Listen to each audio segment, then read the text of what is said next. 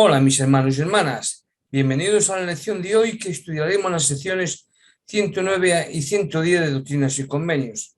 Como siempre y como bien sabéis, soy Lolo y voy a ser vuestro anfitrión y procuraré ser un buen maestro al estudiar la lección de hoy. El tema de la lección de Ven Sígueme de esta semana es tu casa, lugar de santidad. Y el himno no podía ser otro para esta lección que el himno número 2, titulado Espíritu de Dios, un himno que se canta en todas las dedicaciones y rededicaciones de los templos. Bien, las puertas del templo de Kirtland no debían abrirse sino hasta las 8 de la mañana del 27 de marzo de 1836, pero los santos que esperaban asistir a los servicios de dedicación comenzaron a formarse desde las 7 de la mañana. Cuando las bancas y los pasillos se llenaron rápidamente con fieles entusiastas, José Smith sugirió un lugar para dar cabida al excedente de asistentes. Cuando ese se llenó, se planificó una segunda sesión, y no fueron solo los vivos que estaban ansiosos de estar presentes. Varios testigos declararon que vieron ángeles adentro del templo, incluso sobre el techo, durante y después de la dedicación. Realmente parecía que las huestes del cielo habían venido a cantar y gritar con los santos de los últimos días. ¿Por qué hubo tan gran entusiasmo en ambos lados del velo? La promesa de que los santos serían investidos con poder de lo alto fue una razón por la que se congregaron en primer lugar en Ohio, como se vio en Doctrinas y Convenios 38-22, y se prometieron cosas más grandes para el futuro. Este, declaró el Señor, es el principio de la bendición que se derramará sobre la cabeza de los de mi pueblo. La época en la que ahora vivimos, con la aceleración en la obra del templo, las ordenanzas disponibles a millones de los vivos y los muertos, tuvo su inicio en Kirtland, cuando el velo del mundo se vio descorrer. En muchas formas, el templo de Kirtland fue diferente de los templos que conocemos hoy en día. No tenía altares ni pila bautismal, y las ordenanzas como el bautismo por los muertos y el sellamiento todavía no habían sido restaurados. Sin embargo, las bendiciones que se describen en la sección 109, que es la oración dedicatoria del templo de Kirtland, son las bendiciones que recibimos en la casa del Señor en la actualidad. Y veremos por qué no había altares ni pila bautismal en el templo de Kirtland. O más o menos vamos a decir, vamos a entender por medio de esta lección por qué no había pila bautismal entonces. El 23 de julio de 1833 se colocaron las piedras angulares del templo de Kirtland. Durante los 3 años siguientes, los miembros de la iglesia de Kirtland, Ohio, hicieron grandes sacrificios para construir el templo, en obediencia al mandamiento del Señor, como lo vimos en lecciones anteriores. Mientras se preparaba para la dedicación del templo de Kirtland, el profeta José Smith, con la ayuda de Oliverio Candlery, escribió una oración que le fue dada por revelación y que ofreció en el servicio de dedicación que tuvo lugar el domingo 27 de marzo de 1836. Esa oración se encuentra registrada en Doctrinas y Convenios 109 y contiene ruegos dirigidos al Señor para que aceptara para él la dedicación del templo, que bendijera a todas las personas que pasaran por su umbral y trajeran a su memoria a todos los de su iglesia, a fin de que el reino que había establecido no con mano llegase a ser una gran montaña y llenase toda la tierra. El 3 de abril de 1836, Jesucristo se apareció al profeta José Smith y a Oliverio Candlery en el templo de Kirtland.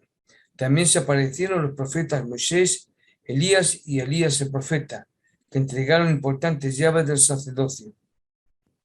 Y todo ello se encuentra, esto último se encuentra registrado en Doctrinas y Convenios 110. Bien, la construcción del templo de Kirtland fue un enorme reto para los santos de Kirtland, ya que eran pocos y, en su mayoría, pobres.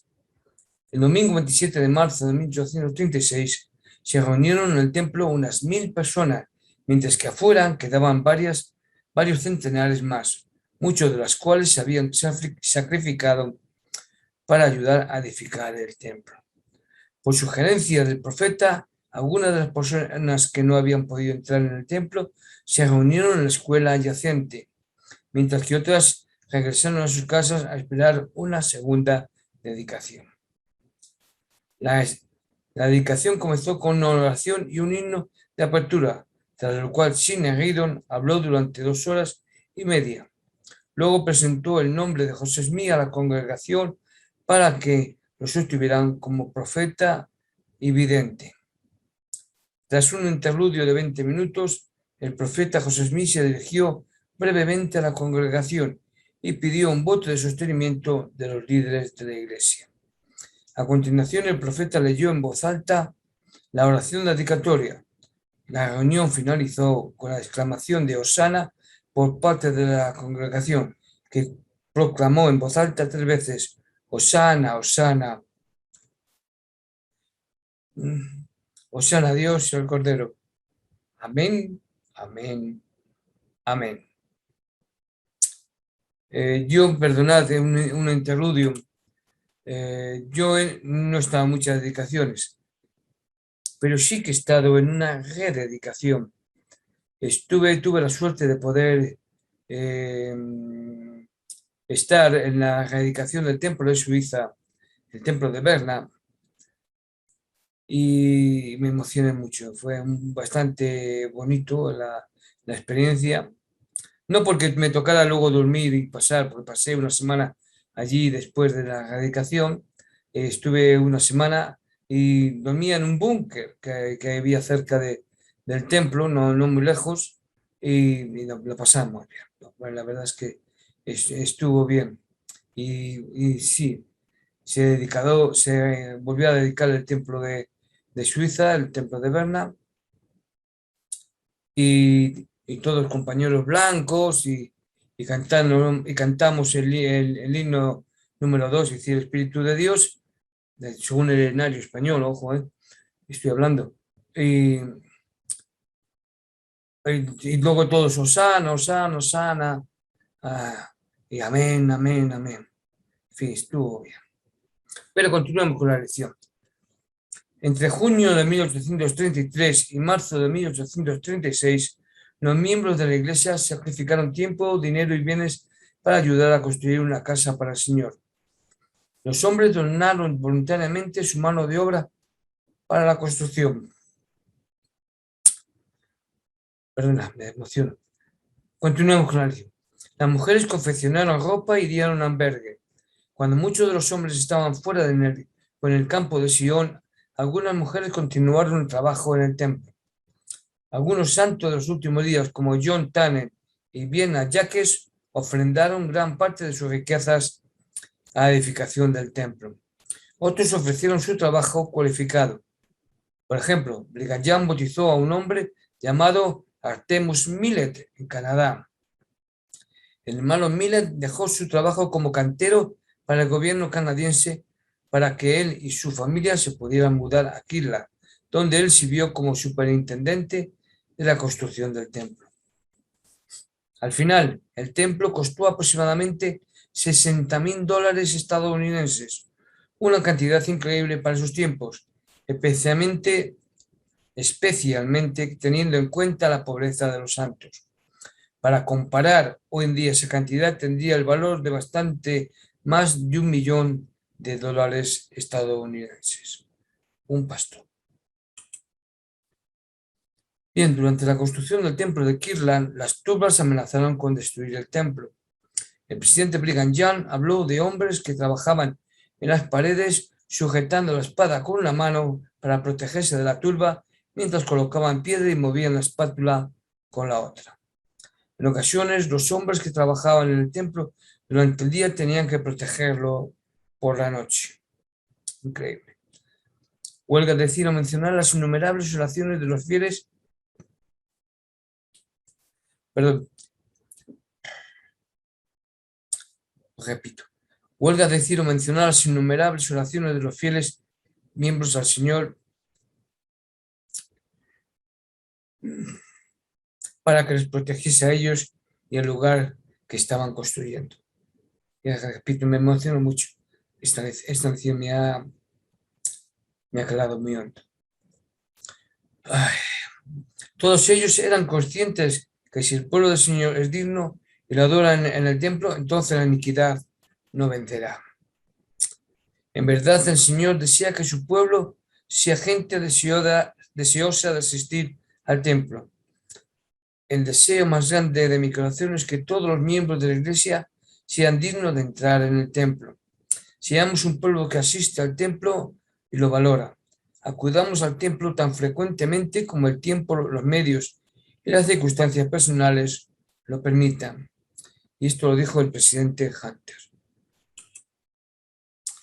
Sobre los acontecimientos que sucedieron en aquel entonces, el presidente Brigham dijo: sin revelación, José no podría saber lo que se quería más que cualquier otro hombre, y sin el mandamiento, la iglesia era muy pocos en número, muy débiles en fe y muy pobres de dinero como para procurar tan grande empresa. Yo diría, tan magna empresa. Cierto grado de sacrificio siempre ha estado asociado con la construcción de templos y con la asistencia al templo. Incontables son los que han trabajado y luchado a fin de obtener para ellos mismos y para sus familias las bendiciones que se encuentran en los templos de Dios. ¿Por qué tantos que están dispuestos a sacrificar tanto para recibir las bendiciones del templo? Aquellos que comprenden las bendiciones eternas que se reciben mediante el templo saben que ningún sacrificio es demasiado grande, ningún precio es demasiado caro, ni ningún esfuerzo demasiado difícil para recibir esas bendiciones. Nunca es demasiado la distancia que hay que viajar, demasiados obstáculos que sobrellevar, ni demasiada incomodidad que soportar. Entienden que las ordenanzas salvadoras que se reciben en el templo y que nos permiten regresar algún día a nuestro Padre Celestial en una relación familiar eterna y ser investidos con bendiciones y poder de lo alto, merecen todo sacrificio y todo esfuerzo. Y esto lo dijo el presidente Monson. Ahora voy a hacer un resumen de lo que ocurrió en el templo la tarde del 27 de marzo de 1836, después de la dedicación del templo. Esa tarde, los quórums del sacerdocio se reunieron en el templo. José Smith dijo que él instruyó en cuanto al espíritu de profecía y pidió a los de la congregación que hablaran. El hermano Josh Smith se puso de pie y comenzó a profetizar, cuando se oyó un estruendo como de un viento recio que soplaba, el cual llenó todo el templo y toda la congregación se levantó simultáneamente, impelida por un poder invisible. Muchos empezaron a hablar en lenguas y a profetizar, otros vieron visiones gloriosas, y yo vi el templo lleno de ángeles, hecho que declaré a la congregación. La gente de las cercanías corrió hacia el templo, oyendo el ruido inusual que provenía de adentro y viendo una luz brillante como una columna de fuego que descansaba sobre el templo, asombrados por lo que ocurría.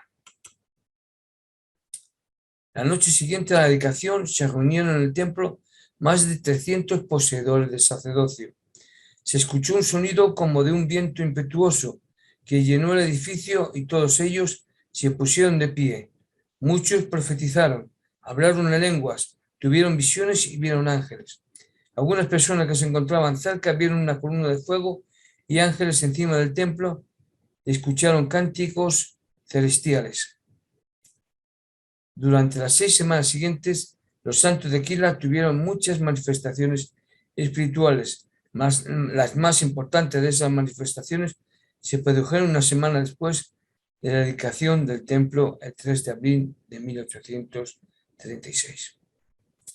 Explicaré que el 3 de abril de 1836 un grupo de miembros de la iglesia se reunió en el templo para llevar a cabo una reunión sacramental.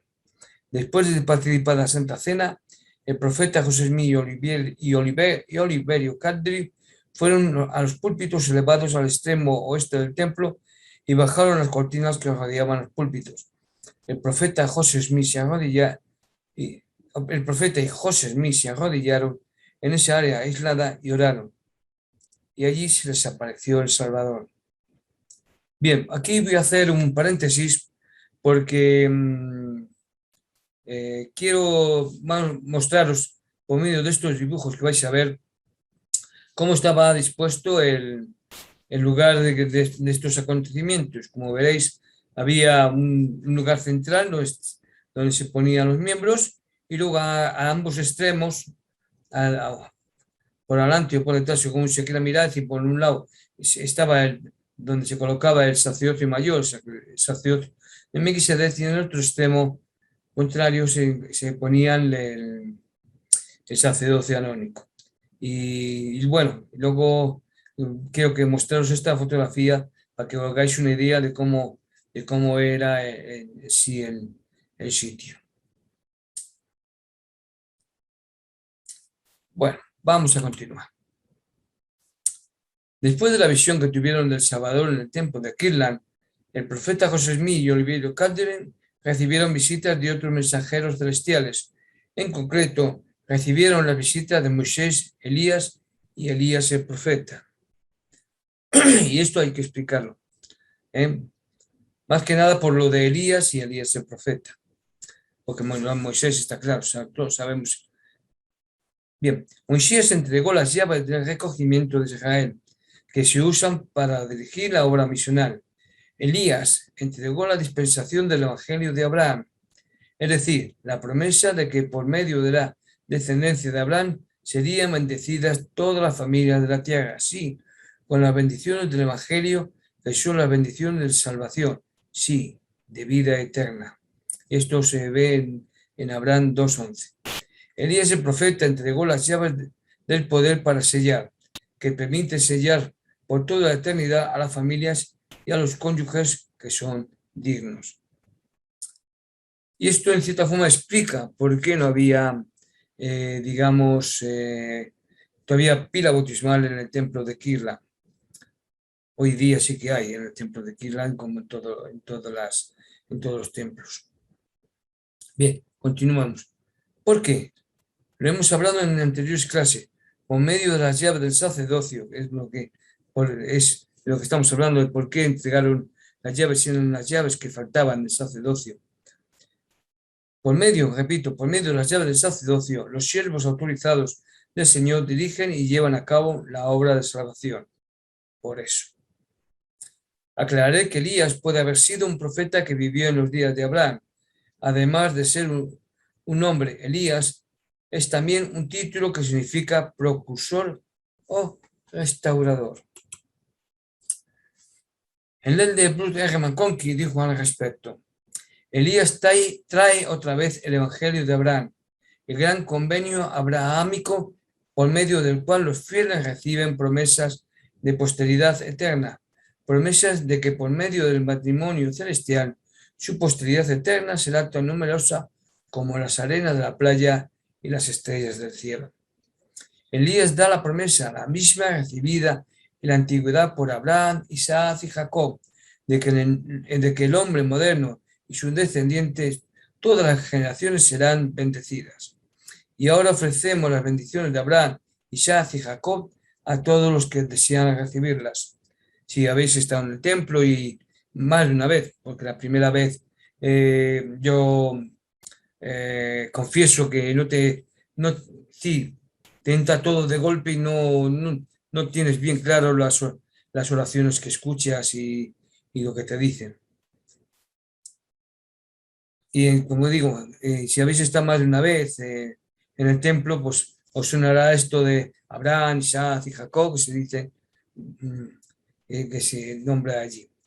El presidente Joseph Smith enseñó: este poder sellador conferido a Elías el profeta es el poder para unir a esposos y esposas y a los niños a sus padres por tiempo y por esta vida y por la eternidad. Es el poder para atar que existe en todas las ordenanzas del Evangelio. Mediante ese poder se atan o se sellan todas las ordenanzas pertenecientes a la salvación, y la misión de Elías el profeta consistió en venir y restaurarlo. El de David a Bernard, del Quórum de los 12 Apóstoles, explicó: como miembros de la Iglesia restaurada de Cristo, tenemos la responsabilidad adquirida por convenio de buscar a nuestros antepasados y proporcionarles las ordenanzas salvadoras del Evangelio. Por esas razones investigamos nuestra historia familiar, edificamos templos y efectuamos ordenanzas vicarias. Por esas razones envió a Elías el profeta para restaurar la autoridad, para sellar quiet en la tierra y en el cielo. Puntualizaré que el presidente Joseph Finn Smith apuntó que el templo de Kirla fue construido principalmente para la restauración de las llaves de autoridad. La plenitud de las ordenanzas del Evangelio se reveló en la recepción de estos poderes. El presidente de la Iglesia y el Quórum de los 12 Apóstoles continúan ejerciendo esas llaves del sacerdocio hoy en día. Y por eso de ahí que tanto al presidente de la Iglesia como a los demás miembros del Quórum de los 12 se llaman profetas, videntes y reveladores. El gran día de las visiones y revelaciones tuvo lugar en domingo de Pascua, 3 de abril de 1836. ¿No era acaso el día más apropiado en la dispensación del cumplimiento de los tiempos para confirmar la realidad de la resurrección? Ese fin de semana se celebraba también la Pascua judía. Durante muchos siglos las familias judías han dejado una silla vacía en la fiesta de la Pascua en espera del regreso de Elías el profeta. Elías regresó, pero no a la celebración de la Pascua, sino al templo del Señor en Kirla. Esa restauración de las llaves del Evangelio fue acompañada por lo que en ocasiones se llama el espíritu de Elías el profeta, una manifestación del Espíritu Santo que da testimonio de la naturaleza divina de la familia. Esto último lo dijo el presidente Nelson. Ya para terminar, les haré saber las palabras y testimonios de algunas personas que estuvieron en tal mal momento. Eliza R. Snow dijo: las ceremonias de aquella dedicación se puede narrar, pero no hay lenguaje terrenal para describir las manifestaciones celestiales de ese día memorable.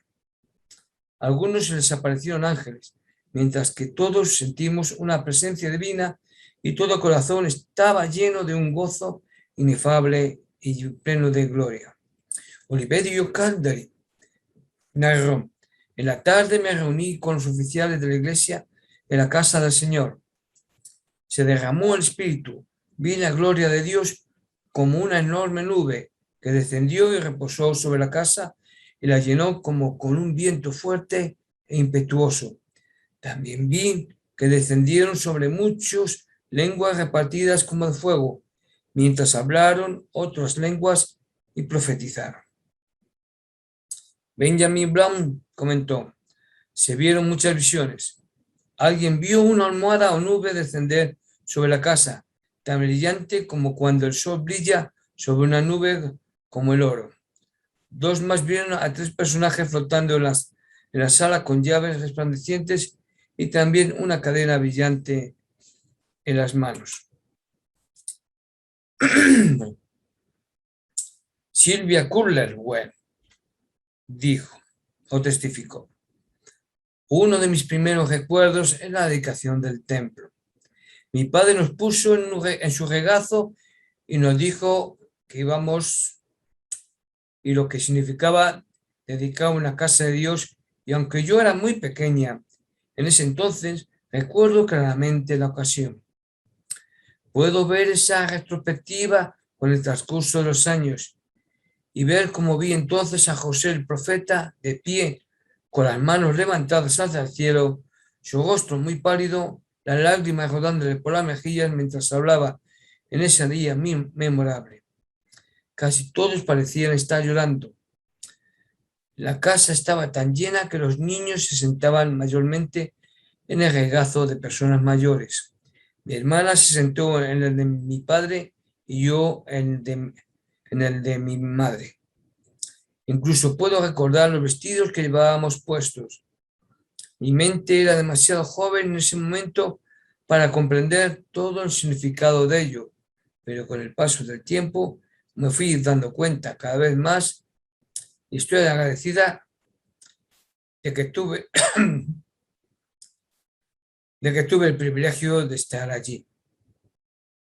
Orson Pratt te dijo, Dios estuvo presente, sus ángeles estuvieron allí, el Espíritu Santo estaba entre las personas y fueron llenas desde la coronilla de la cabeza hasta la planta de los pies con poder e inspiración del Espíritu Santo.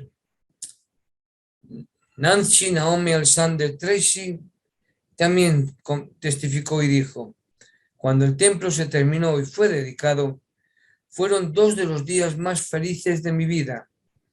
El himno idóneo que se compuso para la ocasión fue El Espíritu de Dios. Es absolutamente cierto que la influencia divina estuvo en esa casa. Sentí que era el cielo en la tierra. Bien, sé que muchos de vosotros habéis estado en el templo.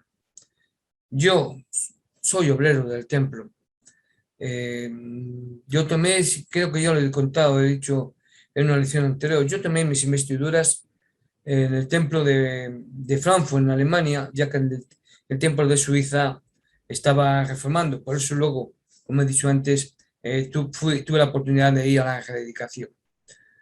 El primer día no, decir, fue, ya digo, todo de golpe, todo, es decir, los nervios y demás, entonces no te enteras mucho. Pero no soy el único. Un apóstol en una conferencia, él testificó, dijo, llevo 60 años como miembro, yendo al templo, llevo 60 años viniendo al templo y creerme, todavía sigo aprendiendo cosas nuevas a hoy en día y las que me quedarán por aprender. Y es verdad, el templo es un lugar donde se hacen ordenanzas sagradas y el templo también es un lugar donde aquellos que están al otro lado del velo, por medio de las ordenanzas vicarias, pueden lograr la salvación. En el templo de Kirtland, para aquellos que no lo sepan, es decir, no solamente vieron visiones o vieron ángeles o espíritus o nubes descender sobre el templo de Kirtland los miembros de la iglesia. Gente que no era miembro de la iglesia también lo vieron y testificaron de ello. Esto para dar muestras de que no fueron solo miembros, como digamos, como que se solidarizaban con los líderes que habían visto. No, gente que no era miembro y no tenía por qué mentir o por qué solidarizarse, vieron espíritus y vieron y escucharon manifestaciones asombrosas. Yo os testifico de la veracidad de los templos. Os testifico que allí se realiza primero nuestras propias ordenanzas personales y después tenemos la oportunidad de hacer las ordenanzas vicarias para los que están al otro lado del velo. Necesitan salvarse.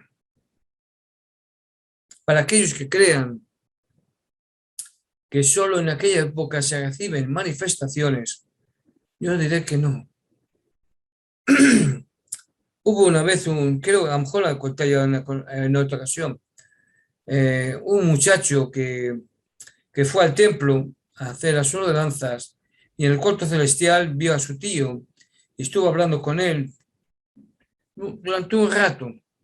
Y después el muchacho, después de terminar su labor en el templo, se fue a casa y llamó a su madre. Le dijo, mamá, ¿has estado hoy en el templo? La madre, pues bien, hijo, y tal. Dice, y mamá, dice, ¿no me dijiste tú que el tío estaba muy enfermo? Pues es que acabo de estar con él en el templo, en el salón sacramental, en el salón, bueno, en el cuarto celestial, perdón, y le he visto bien, y muy animado, muy alegre, y muy jovial. Y su madre le dijo, hijo, tu tío murió ayer. Otras historias que puedo contaros, perdón, se refieren a hechos que ocurrieron en templos, como por ejemplo, estaban unos jóvenes haciendo bautismo por los muertos, decía ahora vicaria por los muertos, y por las paredes había muchas personas o personajes vestidos de blanco, y los cuales iban desapareciendo conforme los muchachos se bautizaban o hacían la obra vicaria por fallecidos. Entonces, uno de los jóvenes preguntó a su padre, que estaba allí de testigo, papá, ¿quiénes son esas personas que están ahí en las paredes? Y claro, y el padre le dijo, hijo, en las paredes no hay nadie. Sí, papá, ahí hay unos hombres de blanco. Y el padre dijo, ahí no hay nadie. Y otros jóvenes, no, no, que están ahí. Y decir, el muchacho no solamente lo vio él, lo vieron varios muchachos, varios jóvenes. Y dijeron, no, no, están ahí. Antes habrían más, pero conforme nos hemos bautizado, hemos hecho las obras, se han ido. Hermanos, cuando yo conté esta historia a lo al que hoy en día es un patriarca de la iglesia, me dio un consejo bien bonito y que yo cumplo. Y me dijo, pues ya sabes lo que tienes que hacer. Cuando estés en el cuarto celestial, habla con todo el mundo. Quizás estés hablando con algún ángel o con alguna persona fallecida. Yo no puedo deciros ni engañaros de que no he sentido ni he tenido experiencias espirituales. Las he tenido. Al hacer ordenanzas vicarias, no solamente al bautizar, pero sí al hacer otras ordenanzas, he sentido que a las personas por las cuales se hacen esas ordenanzas, que aunque estaban allí y que te agradecen y sientes, no sé cómo decirlo, es como cuando tienes un escalofrío, pero bueno, un escalofrío sano, un escalofrío caliente. Entonces sientes como que esa persona, por medio de ti, ha logrado las ordenanzas salvadoras. Os testifico de la veracidad de los templos y de la necesidad de hacer la historia familiar, de la buscar a sus antepasados, sean nuestros o de otros, todos somos familia. Por lo tanto, los antepasados de nuestro vecino son nuestros antepasados igual. Hermanos y hermanas, recordad, si no se salvan los que están al otro lado del velo, si no hacemos la obra vicaria por ellos, no vamos a poder salvarnos nosotros. Hacer la búsqueda de genealogía, hacerla. Hacer vuestra historia familiar. Y si no podéis, hacer indexación, que es hacer también historia familiar. Esto os testifico y digo en esta grata hora en que he podido dedicar un tiempo a dar esta clase, en el nombre de Jesucristo. Amén.